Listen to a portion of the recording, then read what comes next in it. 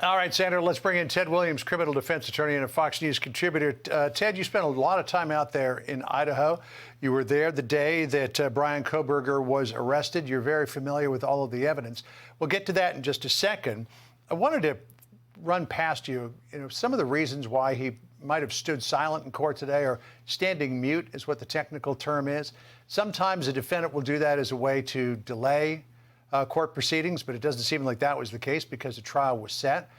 Sometimes they'll stand mute because maybe they're negotiating a plea agreement. That doesn't be the case. Another reason why is because they protest the legitimacy of the court.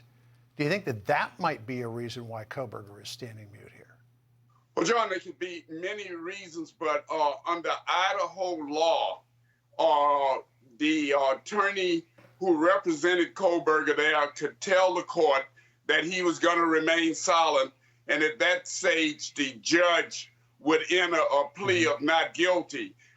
There are many reasons for that to happen, but primarily this is a strategy between the defendant, Kohberger, and his attorney in making those proffers to the court that allowed the court to enter a not guilty verdict on the burglary charge and the 4 counts of first-degree murder.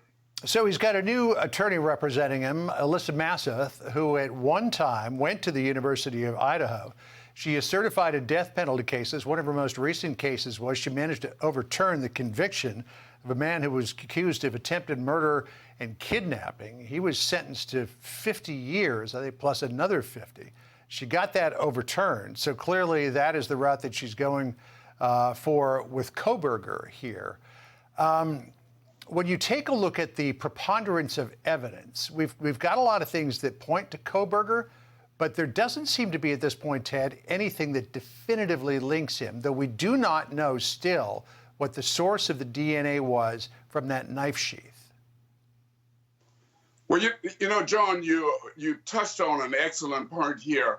What we do know, though, is that another network has recently announced that in their research that they found out that Kohberger allegedly went on Amazon and was able to purchase a sheet as well as a KB knife. As you know, the knife in this case has never actually been found. But what the authorities have and what they're gathering is a lot of physical evidence as well as circumstantial evidence. When we look at the physical evidence, one of the things that I really want to find out about is what they found in that white vehicle that Kohberger and his father drove back across country from the state of Washington to Pennsylvania. That's going to be very instrumental in this case. For instance, a lot of times when you put a seatbelt on, from what we've been told, that was a very bloody scene there on King's Place there in Moscow, Idaho, dealing with these 4 students. And when you put a seatbelt back on, there are a lot of times that when you take the seatbelt off, it'll roll back up. And I'm sure the authorities are looking at that seatbelt as well as other physical evidence in that automobile to try to establish a rapport, not so much a rapport, but a connection, should I say, between Kohberger and these murders. It was a gruesome scene, to be sure, Ted. At one point, there were photographs of blood that was actually seeping out between the wallboards of the house. This is obviously a potential death penalty case. The clock starts running now for the prosecutor to decide whether or not to seek the death penalty. And it's interesting to note that there in the state of Idaho, they recently reinstated death by firing squad.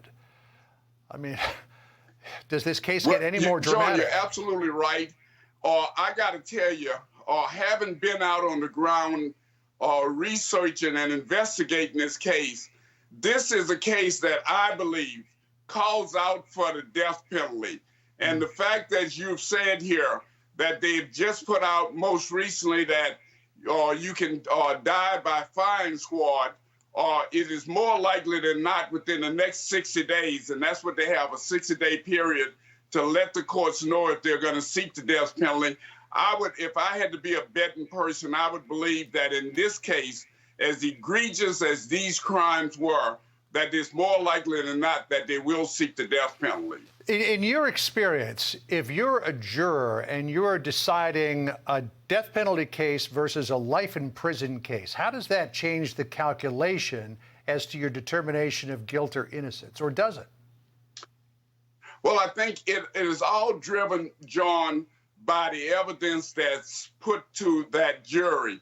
They will do what is known as voir dire when they're choosing the jury. And that is, they'll try to determine if any of them have any problems with, or if the evidence is presented properly, giving Kohberger the death penalty. And if they find that there are jurors who can't carry that out as part of their sentence, they'll probably dismiss them from the jury. But what will happen here is when you look at the evidence, the manner in which these 4 young college students were killed in that home, and I think that when the evidence come in, it is more likely than not that jurors could very well vote for the death penalty in a case of this nature. All right, 6 weeks beginning October the 2nd, unless there's any further delay. We will be watching it all unfold here on the Fox News channel. Ted Williams, always great to see you. Thanks for joining us. Appreciate it.